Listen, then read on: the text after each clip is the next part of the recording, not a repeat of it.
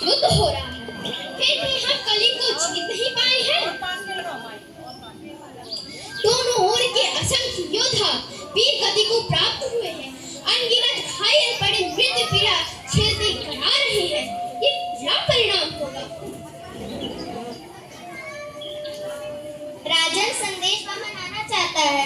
आने दो।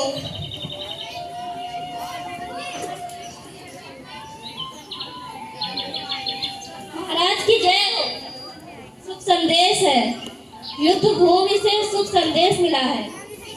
कलिंग राज ने युद्ध भूमि में वीर गति प्राप्त की। कलिंग राज ने युद्ध में वीर गति पाई तो मगध की विजय हुई है। कलिंग को जीत लिया गया है। कलिंग दुर्ग पर अभी हमारी विजय पताका नहीं फहराई गई है। फिर किस मुंह से कहूँ कि मगध पर कलिंग की विजय हुई? मगध कलिंग अभी भी अभिजीत है। हाँ महाराज, कलिंग का दुर्ग द्वार आज भी अभिजीत है। अभिजीत है तो विजित हो जाएगा। जाओ जाकर मेरे सेनापति से कह दो, कल की सेना का संचालन मैं स्वयं करूंगा।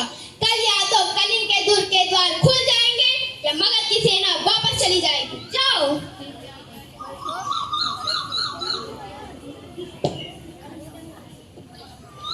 मेरे वीर सैनिकों, आज 4 साल से युद्ध हो रहा है।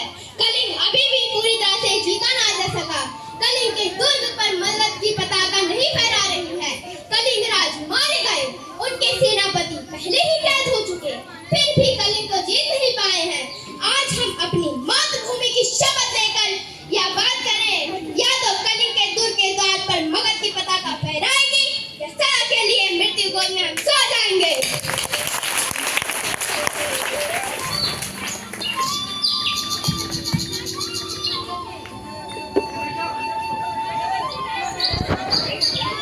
मगध की जय हो। महाराज सम्राट की जय हो।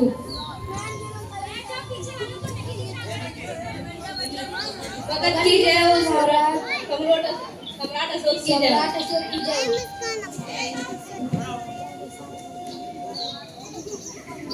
बहनों, तुम वीर कन्या, वीर पत्नी और वीर भगनी हो। मुझे तुमसे कुछ नहीं कहना है। जिस शत्रु सेना ने तुम्हारे पति, भाई, पिता और पुत्र की हत्या की है, वह तुम्हारे सामने खड़ी है।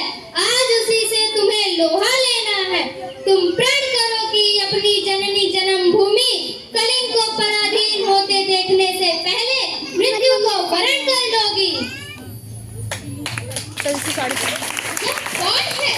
क्या साक्षात दुर्गा कलिंग की रक्षा करने के लिए युद्ध भूमि में उतर आई है? क्या शेष वेश में भी स्त्रियां हैं? क्या अशोक को स्त्रियों का भी वध करना होगा? क्या स्त्रियों से भी युद्ध करना होगा? नहीं नहीं, मैं स्त्रियों से युद्ध नहीं करूंगा। मैं यह पाप नहीं करूंगा। तुम कौन हो स्त्री? मैं कलिंग राज की कन्या पद्मा हूँ। मैं अस्थाई अशोक की सेना से युद्ध करने आई हूँ। जब तक मैं हूँ, मेरी ये वीरांगनाएं हैं। कलिंग दुर्ग पर कोई भी अपना पग नहीं रख सकता। कहाँ है अशोक? कहाँ है मेरे पिता का हत्यारा? मैं उससे द्वंद्व युद्ध करना चाहती हूँ।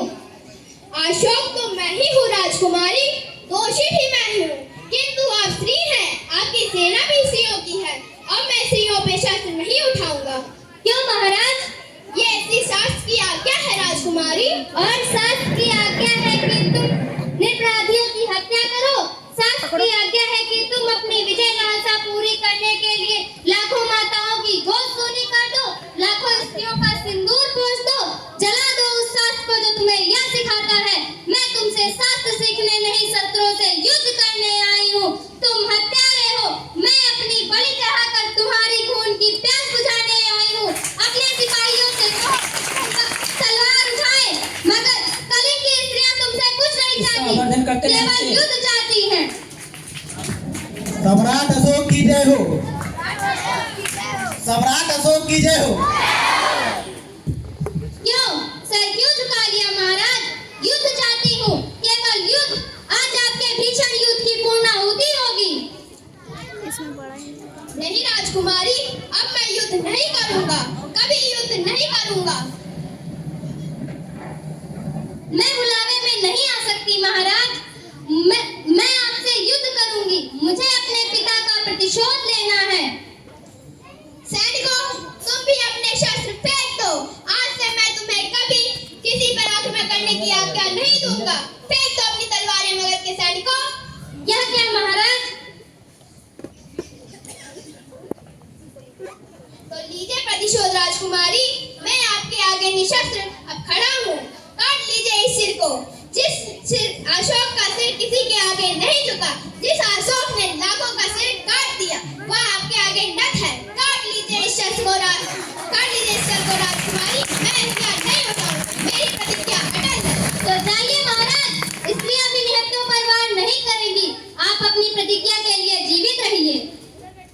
अशोक की जय हो, कलिंग की जय हो।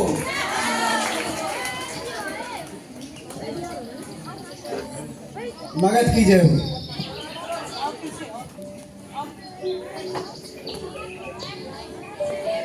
अब हमारे भंते जिन्हें तथागत कहा जाता है,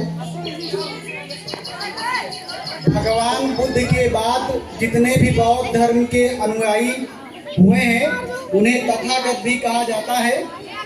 तथागत जो है अशोक की सेना और उसके साथ सम्राट अशोक स्वयं और यहाँ पे उपस्थित सभी बच्चे जो अशोक के सैनिक हैं वो सभी निशस्त्र होने का, कभी ना शस्त्र उठाने का, साथ ही हिंसा न करने का प्रण लेंगे।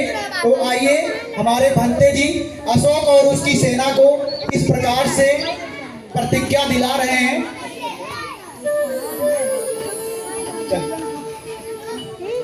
कहो, मैं प्रतिज्ञा करता हूँ कि सभी लोग मैं प्रतिज्ञा करता हूँ कि जब तक मैं जीवित रहूंगा, जब तक मैं जीवित रहूंगा अहिंसा ही मेरा धर्म होगा। अहिंसा ही मेरा धर्म होगा।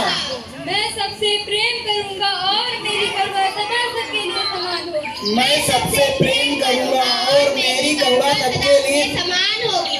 प्रतिज्ञा करो कि जब तक जीवित रहूंगा, मैं प्रतिज्ञा करता हूँ कि जब तक जीवित रहूंगा अपनी प्रजा की भलाई करूंगा, अपनी प्रजा की भलाई करूंगा और सब प्राणियों को सुख और शांति पहुंचाने का प्रयत्न करूंगा। और सभी प्राणियों को सुख और शांति पहुंचाने का प्रयत्न करूंगा।